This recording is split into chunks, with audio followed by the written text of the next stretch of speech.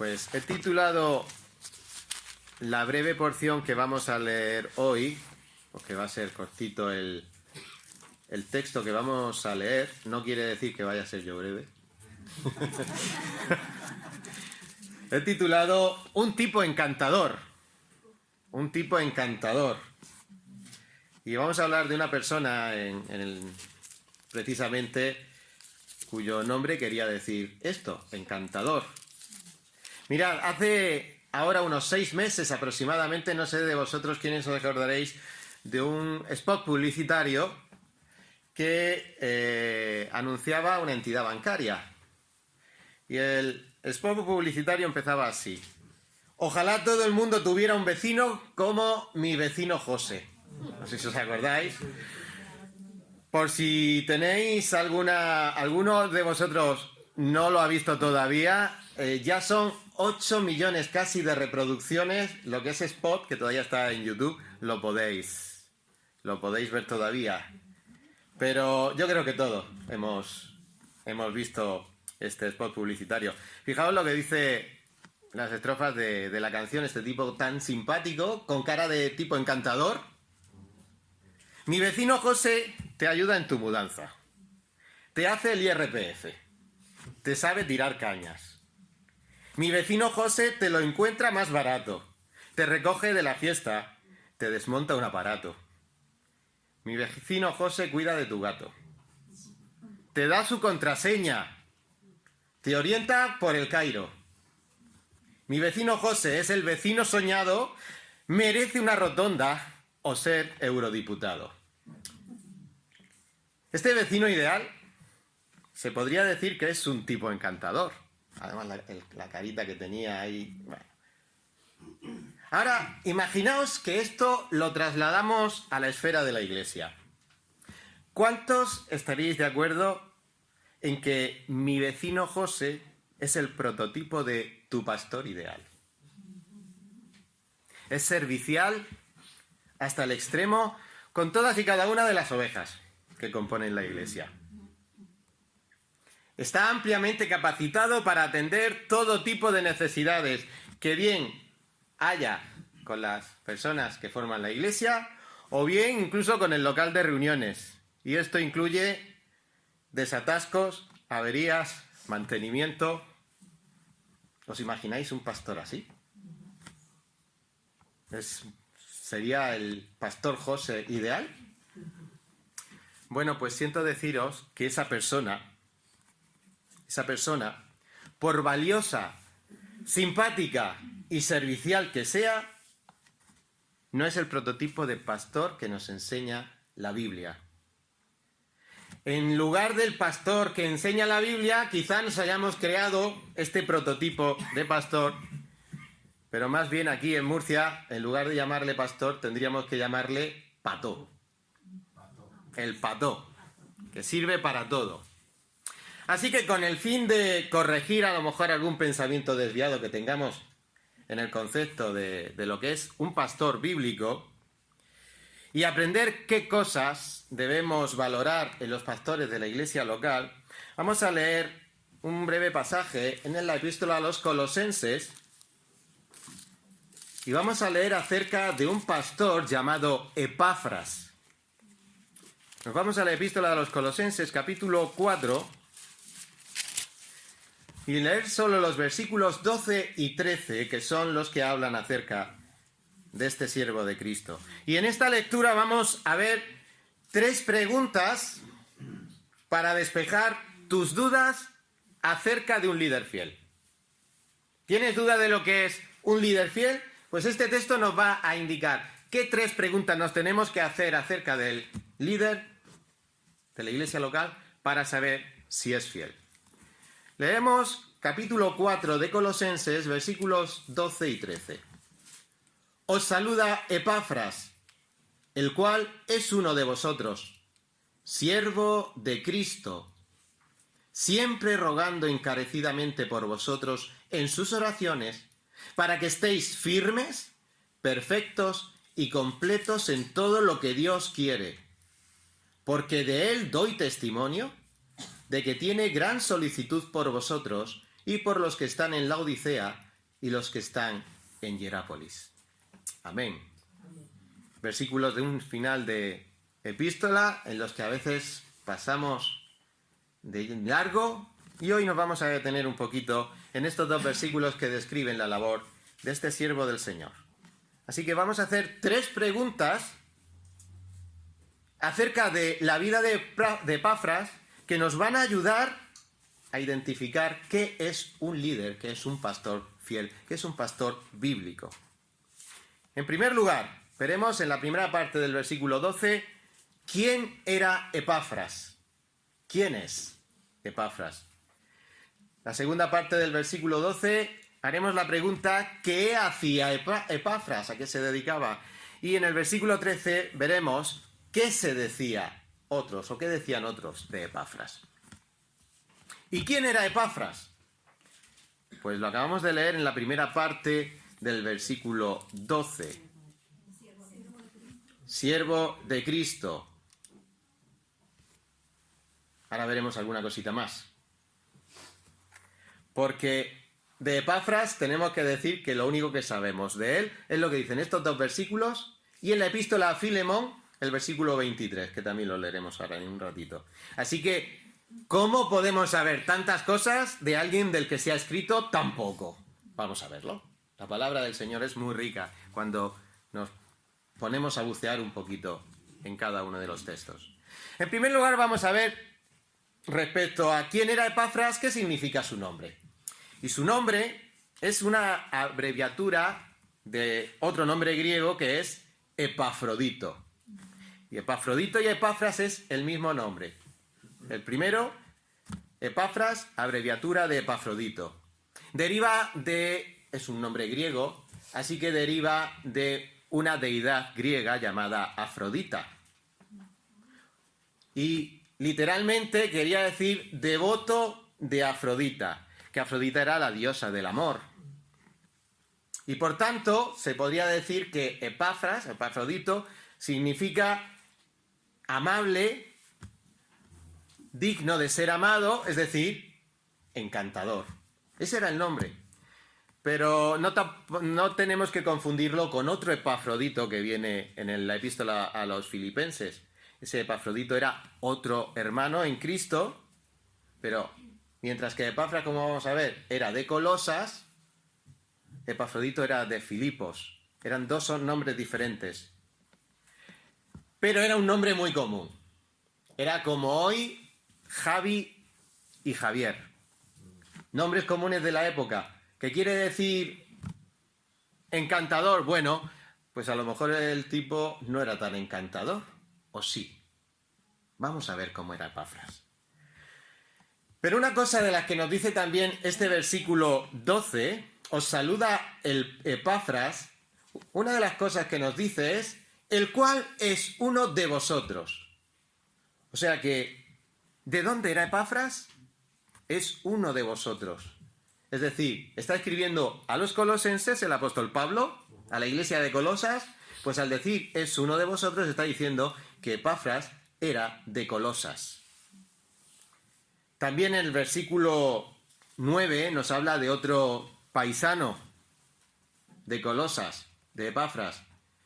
Si leemos acerca del Onésimo, versículo 9, amado y fiel hermano, que es uno de vosotros, la misma frase. Onésimo es de Colosas, está escribiendo a los colosenses, este es uno de los vuestros, y Epafras, está escribiendo a los colosenses, les recuerda, es uno de vosotros, es parte de vuestra iglesia. ¿Y esto qué quiere decir? Pues que cuando el apóstol estaba escribiendo a los colosenses y le habla de Epafras, los colosenses conocían perfectamente a Epafras. Era un paisano de ellos, de toda la vida. Así que los colosenses, al recibir noticias de parte de Pablo acerca de Epafras, sin duda alguna conocían seguramente las virtudes de Epafras, y si era de ellos de toda la vida, también conocerían sus defectos. Pero esto a veces, lejos de valorarlo, nos puede pasar como advirtió el Señor Jesucristo en Marcos capítulo 6, versículo 4. Y Jesús les dijo: no hay profeta sin honra sino en su propia tierra, y entre sus parientes y en su casa. El Señor Jesús estaba hablando de sí mismo, y ese dicho que es popular hoy en día incluso en el mundo común. Nadie que sea de su tierra triunfa en su tierra. El Señor estaba diciendo: yo soy de ellos y nadie me quiere. Los míos, los de mi familia, era parte de la profecía, lo iban a rechazar. Y puede ser que a lo mejor esto, llevado al contexto de Epafras, ¿vosotros qué pensáis? ¿Que sería una ventaja el ser de Colosas para los colosenses y valorarían a Epafras? ¿O podría correr el riesgo de ser profeta en su tierra y no ser querido por los colosenses? Pues lo que nos dice el texto es que Epafras amaba a los suyos y los suyos también lo amaban. Pero que no caigamos nosotros en ese defecto, que a veces pensamos que cualquiera de fuera va a ser mejor que lo que tenemos dentro. Eso es un problema, porque luego a la vida práctica, cuando tenemos un problema en la esfera local, ¿a quién preferimos? ¿A un extraño que venga de fuera o a alguien al que conocemos bien y al que le podemos dar la suficiente intimidad para hablar de los problemas y que ayude a solucionar los problemas, porque es alguien de la casa, porque es de los vuestros? Normalmente no vamos a llamar a extraños para resolver asuntos privados.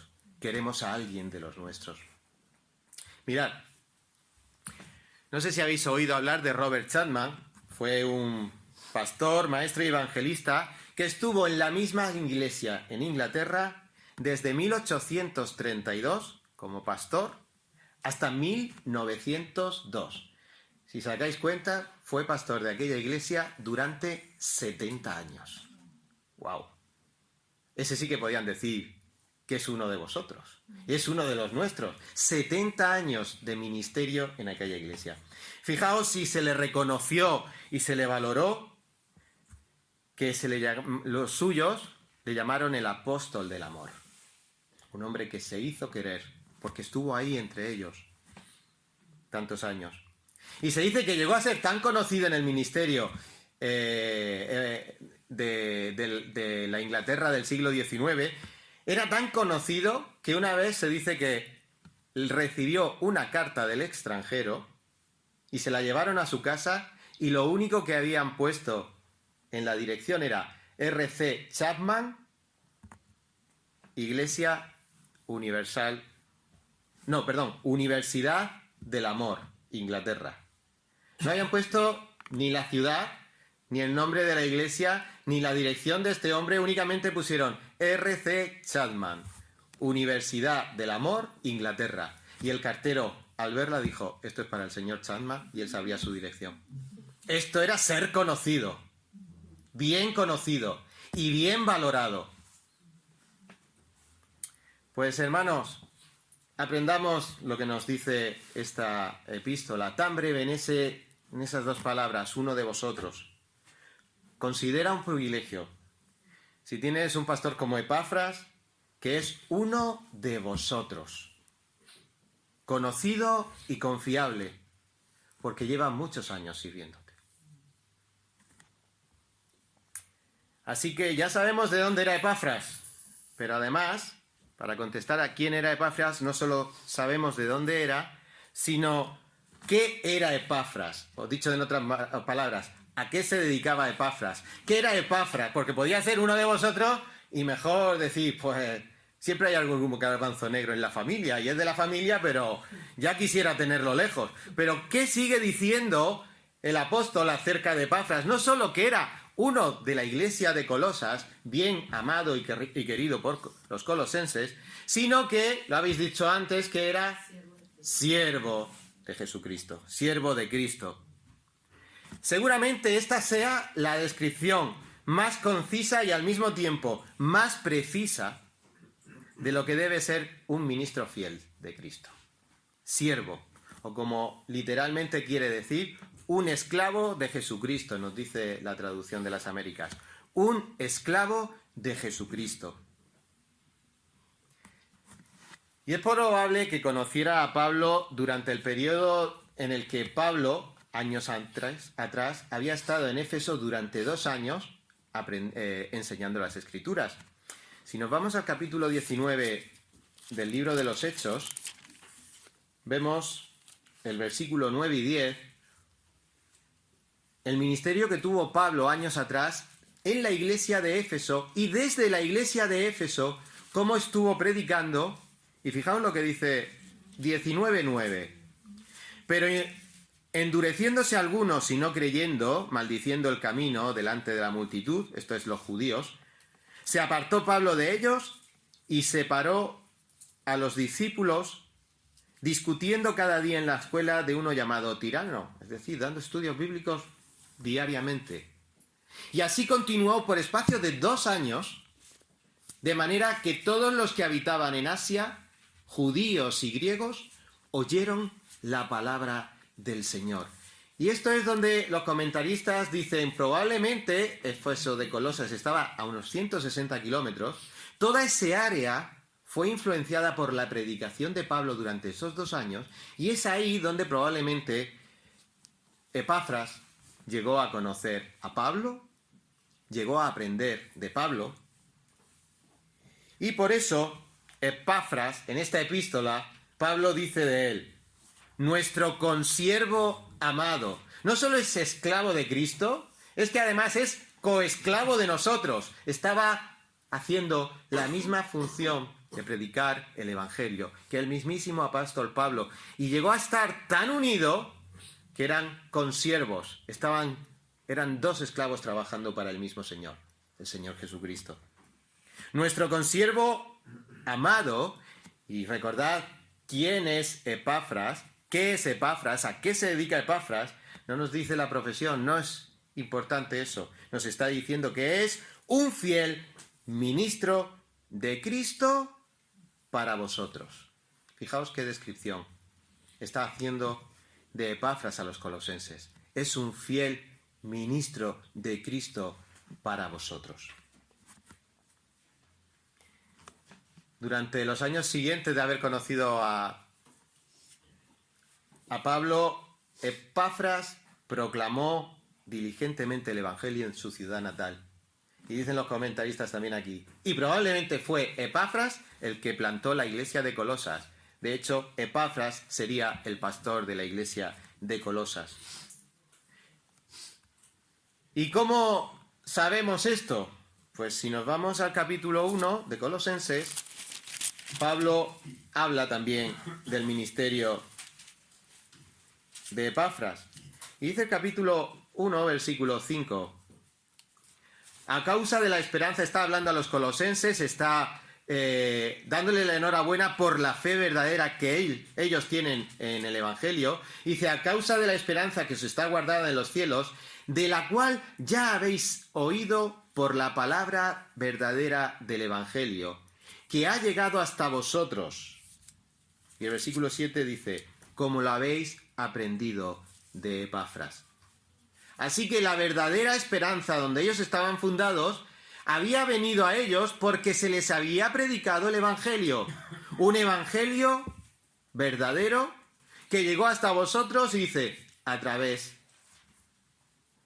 de Epafras, como habéis oído de Epafras. Así que, ¿qué era Epafras? Un siervo de Cristo, un esclavo de Cristo que había predicado en su ciudad y en su iglesia el Evangelio verdadero, la palabra de Dios. El 21 de abril del 2024 comenzasteis o retomasteis el estudio bíblico en el Evangelio de Marcos. Ya hace. No sé cuántos de vosotros seguís el canal de YouTube, yo un poco. Y estaba esta semana haciendo cálculos y comenzasteis en Marcos 4, del 26 al 34, y la semana pasada llegasteis a Marcos capítulo 11, del 12 al 14 y del 20 al 25, la higuera maldita, ¿verdad? O maldecida por el Señor. Pues en este periodo de tiempo se han hecho 33 estudios bíblicos del estudio del Evangelio de Marcos. 33 estudios. Pues de esos 33, 20 de ellos, que se dice pronto, los ha enseñado la misma persona. Es el Evangelio de Marcos. El Evangelio que la Iglesia debe escuchar, porque es el Evangelio de Cristo. Así que, queridos hermanos, considerad un privilegio si tenéis un pastor que estudia las Escrituras, que enseña las Escrituras, tal como hizo Epafras, la palabra verdadera del Evangelio, y que es un fiel ministro de Cristo para vosotros. Lo hemos leído. Este era Epafras. ¿De dónde era? De Colosas. ¿Qué hacía? Siervo de Cristo. ¿Y qué hace un siervo de Cristo? Predicar con diligencia la palabra en la iglesia. ¿Qué hacía Epafras en segundo lugar? ¿Qué hacía Epafras? Y ya hemos visto que aquí no se refiere a la profesión. ¿Qué estaba haciendo Epafras en estos momentos en la epístola? Pues sabemos dos cosas. La primera es que no estaba en su iglesia. Por eso envía saludos. Y ahora veremos por qué no estaba en su iglesia. Así que, ¿qué hacía Epafras? Pues en aquellos momentos había viajado a Roma a visitar al apóstol Pablo, que estaba en la cárcel. Y envía sus saludos. Estamos seguramente hacia el año 60-62 de nuestra era. Pablo está encarcelado. Nos vamos al capítulo 28 de Hechos. Ahí se queda Pablo en una casa alquilada con 2 soldados custodiándole, pero disfrutando de cierta libertad para el ministerio y para recibir visitas y que haya hermanos que lo visiten y que sigan aprendiendo de las enseñanzas de Pablo. Y fue ahí donde Epafras fue a visitar a Pablo. Y no era un viaje de placer.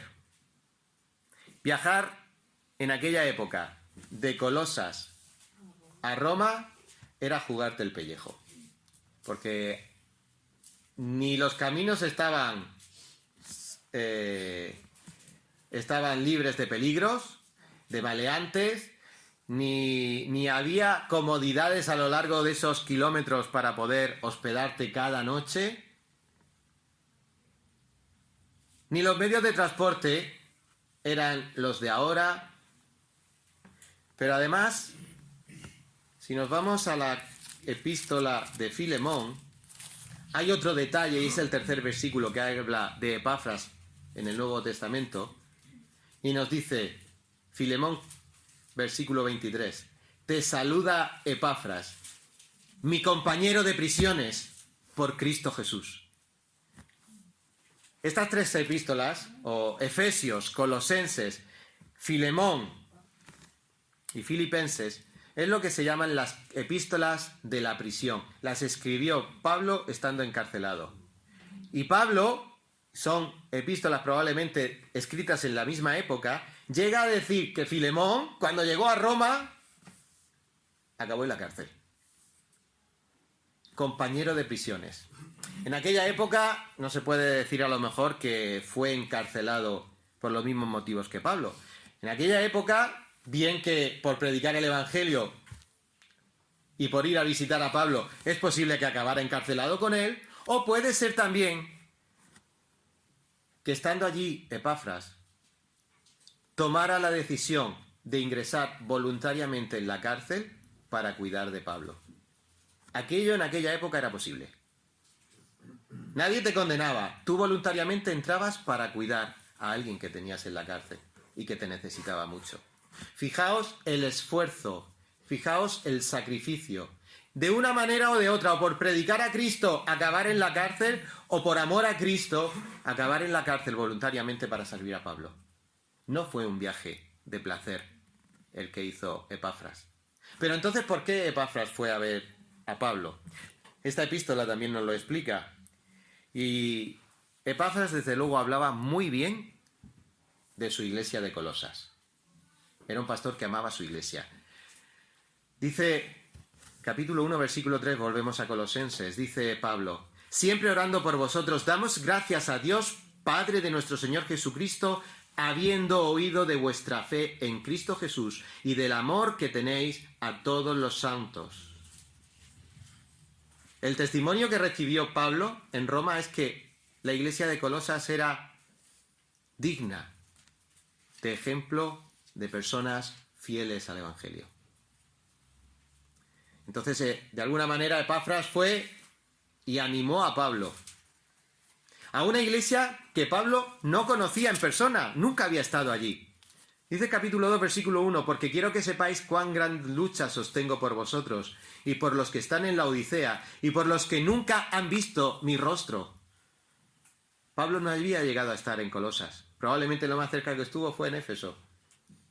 Pero ese hermano Epafras llevaba el amor, el cariño, el buen testimonio de su iglesia al hermano Pablo. Y allí en la cárcel le sirvió de ánimo. Pero además había otra situación, que Epafras se vio obligado a ir a ver a Pablo porque necesitaba la ayuda de Pablo, necesitaba la instrucción de Pablo, necesitaba saber cómo hacer en la situación en la que se estaba presentando. Y es que hizo este viaje arriesgado porque estaba preocupado por su iglesia. La iglesia de Colosas estaba siendo atacada por una herejía, por la herejía de sectas que negaban la deidad de Cristo, que mezclaban las enseñanzas de los falsos judaizantes, se hacían pasar por cristianos y querían enseñar las prácticas del judaísmo todavía. Eran hombres que además querían imponer obligaciones, eran legalistas, cosas que no podías ser salvo si no hacías determinadas cosas, y además eran personas que estaban relacionadas con el ocultismo. ¿Y cómo sabemos todo eso? Pues fijaos el resumen del problema doctrinal que había en la iglesia de Colosas, que vuelve a hacer el apóstol Pablo en el capítulo 2, versículo 16. Por tanto, que nadie os juzgue en comida o en bebida, o en cuanto a días de fiesta, luna nueva o días de reposo. Ahí encontramos judaísmo y legalismo. Todo lo cual es sombra de lo que ha de venir, pero el cuerpo es de Cristo. Nadie os prive de vuestro premio, afectando y humildad y culto a los ángeles, ocultismo, cosas espirituales mezcladas, entremetiéndose en lo que no han visto, vanamente hinchados por su propia mente carnal. Y si nos vamos al versículo 9, hablando de Cristo, dice: porque en él habita corporalmente toda la plenitud de la deidad. Que había allí en Colosas quien negaba la deidad de Cristo, quien metía cosas de las leyes de los judíos que ya no estaban en vigor, y además que lo mezclaban con temas espirituales o espiritistas. Vaya herejía estaban enfrentando la iglesia de Colosas. Y Epafras va a ver a Pablo. Pablo, ayúdame, mira lo que está ocurriendo. Y ese es el motivo por el que está escribiendo esta carta a los colosenses. Epafras era un hombre profundamente preocupado por la salud espiritual de su iglesia en Colosas. ¿Y qué hace Epafras? Pues primero saluda, y en segundo lugar leemos el versículo 12, la segunda parte. Dice: rogando encarecidamente por vosotros en sus oraciones, para que estéis firmes, perfectos y completos en todo a lo que Dios quiere. Epafras, en ausencia de sus queridos hermanos, oraba rogando encarecidamente. Y eso que en nuestra Reina Valera se traduce con dos palabritas, el verbo rogar encarecidamente, en griego es solo un verbo: agonizar. Esa era la manera en la que estaba Pablo rogando encarecidamente por sus hermanos. Agonizaba, se esforzaba, Luchaba por hacer algo con una intensidad y con un esfuerzo tremendo. ¿Os imagináis esa oración agónica, preocupada, esforzada por sus hermanos de Colosas? Porque la meta de Epafras era la misma que tenía Pablo. La meta de Epafras al orar por sus hermanos era la misma que Pablo tenía para que escribiera esta carta y la enviara a Colosas. ¿Y qué meta era? Dice el capítulo 1, versículo 28. A quien anunciamos, a Cristo, amonestando a todo hombre y enseñando a todo hombre en toda sabiduría, a fin de presentar perfecto en Cristo, es decir, maduro, a todo hombre, para lo cual también trabajo luchando, y es el mismo verbo, agonizar, que hemos leído, según la potencia de Él, la cual actúa poderosamente en mí. Así que Pablo luchaba por el bien espiritual de los colosenses. Epafras agonizaba, luchaba, es lo mismo, orando por el bien espiritual de sus hermanos en Colosas. ¿Y cómo era su oración? 3 palabritas: firmes, perfectos, completos. Esa era la oración que él hacía por sus hermanos. No hacía oración por tengan trabajo, casa, piso, vacaciones. Sí, pero no.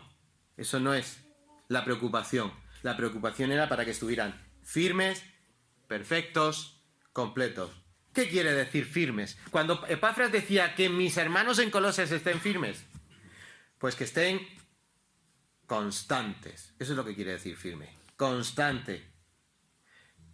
Es empezar algo y terminarlo. Concluir un asunto. Estar firme es tener convicción. Que no haya nada que nos muevan un poco la silla y nos vayamos al suelo. Él oraba para que sus hermanos estuvieran firmes. Dice Colosenses 1:23. Si en verdad permanecéis fundados, ahí está la palabra firmes, en la fe, sin moveros de la esperanza del evangelio que habéis oído. Eso era lo que quería Epafras por sus hermanos, que el evangelio y la esperanza del evangelio fuera la fortaleza de los colosenses y que nadie por doctrinas falsas los pudiera mover de esa firmeza. Además, él no solo pedía porque estuvieran firmes, sino además que fueran perfectos.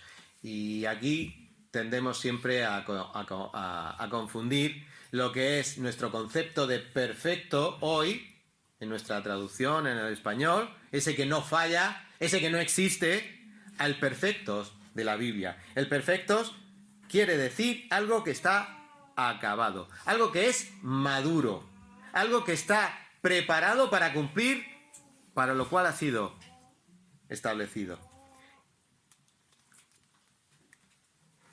El versículo 10 del capítulo 2 nos dice: y vosotros estáis completos en él, que es la cabeza de todo principado y potestad. Ese completos en él es perfecto. Todo lo tengo en Cristo. Es todo lo que yo necesito para afrontar la vida y hacerlo conforme a la palabra de Dios. Porque Cristo lo ha hecho todo. Desde verte perdido en tus pecados y amarte desde la eternidad y ponerte un nombre para llevarte a su voluntad. Y eso solo es Cristo. Y eso es lo que quería Epafras, que estuvieran perfectos, que Cristo fuera todo para ellos, de manera que estuvieran completos, no les falta nada. Eso es ser maduro. Eso es ser maduro. Algo maduro ya está para cogerlo y comérselo. Eso es lo que tenemos que ser nosotros. Pero esto lo hacemos y lo somos cuando estamos en Cristo. Uy, qué difícil es esto. Sí, bueno, ya te digo. Tan difícil que es imposible a este lado de la eternidad. Pero no por eso tenemos que bajar los brazos. Al revés. Tenemos que obedecer lo que nos dijo el Señor. Efesios capítulo 4, versículo 13. Hasta que todos lleguemos a la unidad de la fe y del conocimiento del Hijo de Dios. A un varón perfecto, a la medida de la estatura de la plenitud de Cristo. Madre mía. ¿Y cómo vamos a llegar a esa misma medida? Trabajando día a día, procurándolo día a día. Y lo que Epafras pide para sus hermanos, cada uno en particular, aquí lo tenemos que hacer en la iglesia todos juntos, hasta que todos lleguemos a la unidad de la fe, a esa madurez. ¿Os imagináis que en lugar de una iglesia somos un árbol frutal? ¿Cuántos somos aquí? Unos 50. Y hay algunas frutas verdes, hay algunas frutas que todavía no han madurado, y hay otras que ya de pocha se han ido al suelo. ¿Os imagináis que todos en esta iglesia lleguemos a tener esa madurez de estar todos a punto de caramelo? Eso es lo que tenemos que aspirar. A eso tenemos que aspirar. Y para eso cada uno tenemos que nutrirnos adecuadamente. Y nos nutrimos adecuadamente con nuestra vida devocional particular en casa, si somos creyentes. Y con la vida comunión aquí en la iglesia, siendo instruidos en la palabra de Dios. Y por último también completos. No solo tienen que estar firmes, que no se muevan, tienen que además estar maduros, que todos andemos en esa dirección. Y en tercer lugar, completos. Completos quiere decir llenos, rebosantes, exultantes. Porque lo que la palabra de Dios nos dice es que tenemos que estar llenos de Cristo. Y esto es lo que nos marca el camino de la vida. A ello tenemos que aspirar constantemente. Imagina que recibes una visita aquí a Murcia. Imagina que solo pudieras enseñarle 2 monumentos de toda la ciudad. ¿Qué 2 monumentos le enseñaríais? ¿Cuáles son los 2 imprescindibles de Murcia? La catedral, ¿no? La catedral. El río. Bien, el río podría ser. La sardina del río. Ese es otro imprescindible. Y algunos dirían, ¿y el casino? Venga, me quedo. Quitamos el casino y nos quedamos con la sardina. ¿Sabéis qué? Paréntesis. Eso costó $500,000 de euros. Y durante 10 años estuvo averiada y ahora la han vuelto a poner en marcha. Pero bueno, paréntesis fuera. Le enseñáis, solo le podéis enseñar la catedral y la sardina. Es que hay mucho más. Esos son los 2 imprescindibles.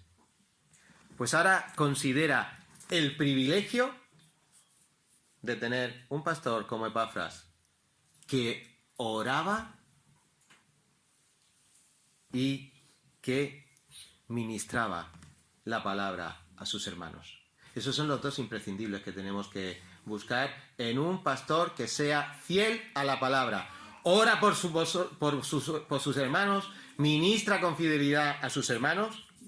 A eso se dedicaron en Hechos 6, versículo 4, los apóstoles, cuando el trabajo se levantó en la iglesia de Jerusalén y fue tan abrumador que los apóstoles ya no podían estar ya también sirviendo mesas. No eran patores, eran pastores. No estaban para todo, estaban para 2 cosas fundamentales. Para la oración y para el ministerio de la palabra. Hemos visto quién era Epafras, de dónde era, qué hacía. Ya conocemos bastantes cosas de Epafras. Pero ahora vemos en tercer lugar, ¿y qué se decía de Epafras? En este caso, el versículo 13 nos dice de Colosenses, volvemos a nuestra epístola, de Colosenses, y el que habla ahora es Pablo acerca de Epafras, y dice, porque de él, de Epafras, doy testimonio, yo, Pablo, doy testimonio de que tiene gran solicitud por vosotros y por los que están en la Odisea y los que están en Hierápolis. Gran solicitud es otra palabrita de la que viene nuestra palabra celo, tener celo, estar enfocado para trabajar con esmero en una cosa y para que no haya nada más importante que eso de lo cual tenemos celo. Pues esa era la actitud que tenía Epafras, y que los que lo veían de fuera, y en este caso era Pablo, cuando veía a Epafras decía: a este hombre yo pongo la mano en el fuego. ¿Cuántos ponéis la mano en el fuego cuando recomendáis a alguien en el trabajo? Quitaros la mano y echaros mucha vaselina. Pero ahí Pablo está diciendo: yo pongo la mano en el fuego por este hombre que tiene celo, gran solicitud por vosotros.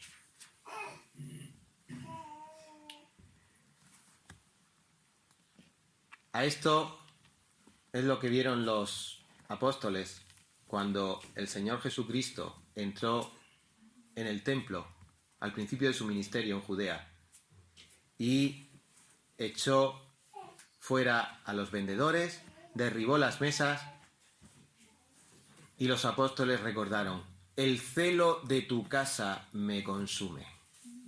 Ahí se resume perfectamente la actitud de una persona que está completamente consagrada y dispuesta a defender las cosas del Señor. Esa era la solicitud que tenía Epafras por sus hermanos de Colosas. Y uno que no conocía a los colosenses, pero sí conocía a Epafras, Pablo, dice: pongo la mano en el fuego por él. De él yo doy testimonio. ¿Y qué es solicitud? No solo por su iglesia, sino que nos dice que además tenía gran solicitud por Laodicea y por Hierápolis. En aquella época eso era el Valle del Lico, es un río, en el cual, en el siglo V a.C., había una ciudad muy importante que era Colosas.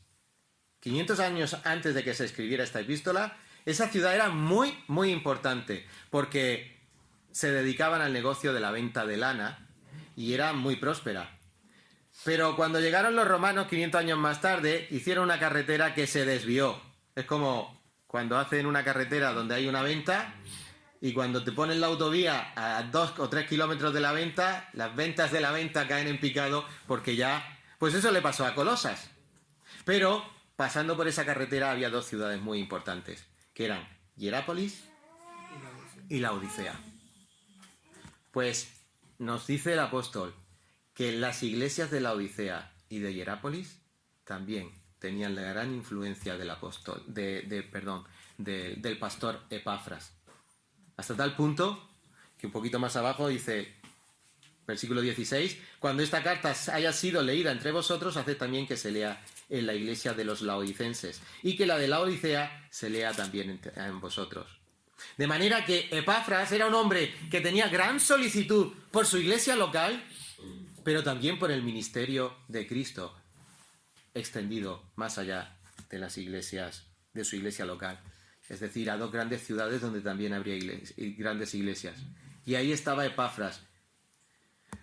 ¿Y esto qué nos puede hacer pensar? Pues en esas personas que están quizá al cargo de sus iglesias locales, que abren, predican, cierran y hasta el domingo que viene no lo vuelves a ver. Epafras no era así. A Epafras se le veía en su iglesia local con gran solicitud y se le veía en el ministerio más amplio de otras iglesias cercanas trabajando de lunes a domingo. Un predicador también del siglo XIX, bastante conocido, ¿no?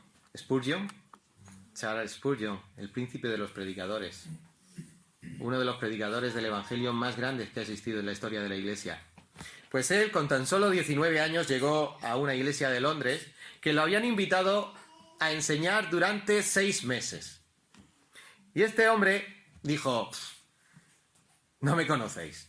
En lugar de 6 meses, invitadme solo a 3, porque no creo que os encariñéis conmigo. Él se conocía y sabía que él predicaba el evangelio. La iglesia en aquella época, que estamos a mediados del siglo XIX, era una iglesia pequeñita para la época. Solo tenía unos 230 miembros, que para nosotros es muchísimo, pero en aquel tiempo era una iglesia muy pequeña. Pues Spurgeon se quedó en esa iglesia durante el resto de su vida. Y de ser una de las iglesias más pequeñas de Londres, pasó a tener más de 5.600 asientos de aforo. Y fue la iglesia evangélica más grande del mundo en su época. Fue la primera mega iglesia, podríamos decir. Pero fue una mega iglesia porque el predicador predicaba la palabra de Dios. Y en aquel tiempo en Inglaterra eso fue una gran revolución. Además, ese hombre no solo estuvo allí, sino que se dice que abrió más de 66 ministerios diferentes. Entre ellos, seminario para formación de pastores, 2 orfanatos, un fondo de libros, es decir, una biblioteca. Hoy día tenemos la información y los libros muy fáciles de obtener. En aquella época no era nada fácil. Abrió también roperos. Hoy la ropa la tiramos. En aquella época se valoraba mucho y encontrar ropa era muy difícil para los pobres. Varios asilos de ancianos y escuelas dominicales, no solo para niños, sino también para ciegos. Además, abrió ministerios para la formación de policías, para que fueran buenos policías, y ministerio para cuidado de mujeres de la calle. Este hombre no solo fue el pastor de una iglesia que todavía sigue hoy en Londres, abierta, predicando la palabra, sino que tuvo una misión, una solicitud muy grande por toda la obra. Así que, queridos hermanos, considera un privilegio si tienes un pastor que tiene gran solicitud por vosotros y por la obra de Dios en Murcia. ¿Qué cosas tenemos que pensar cuando queremos estar tranquilos o tenemos las dudas y necesitamos saber si estamos frente a un liderazgo bíblico? Pues habitualmente viene la cruda realidad. Y la cruda realidad es que con frecuencia dudamos de la idoneidad de las personas que nos lideran. Porque quizá no estamos de acuerdo con lo que se predica desde este púlpito, aunque sea lo que dice la palabra de Dios.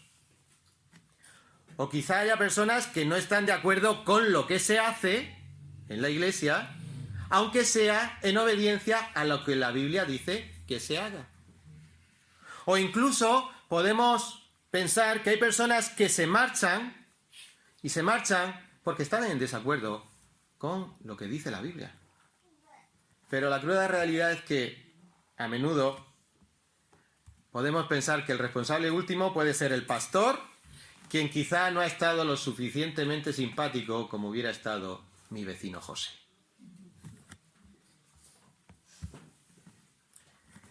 En estos 2 versículos hemos visto 3 preguntas que nos tenemos que hacer y que al responderlas vamos a poder diferenciar cómo tiene que ser un pastor fiel. Y lo hemos hecho en el ejemplo de Epafras, porque para saber si estamos ante un liderazgo fiel, tienes que conocer quién es tu pastor. Tienes que reconocer lo que está haciendo en la iglesia. Y tienes que escuchar lo que de él se dice. Y Pablo, lo que dijo de Epafras,